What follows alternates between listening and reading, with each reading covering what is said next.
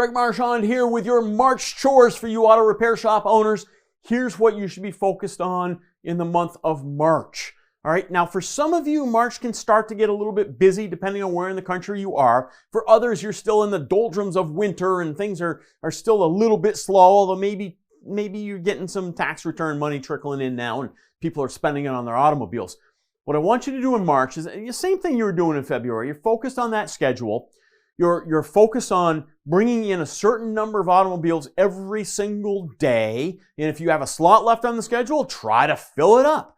You're focusing everybody on inspections so that we make sure that we, number one, maximize the customer's visit. Number two, let them know the condition of their automobile. And number three, even if they can't do the work today, we have a follow-up tool now, right?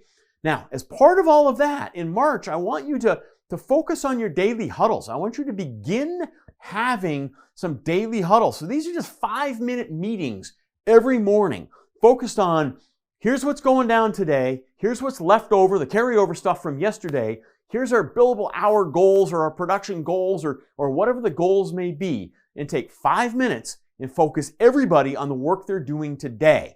Now do that every day for the month of March, and you're going to build a really solid habit going forward into the busier months of April and then getting into May, the really busy months, and carry that all the way through the year. And that's going to help you accomplish your yearly goal. So your yearly goals start here in March, all right? Build good habits with your schedule and with your daily huddles.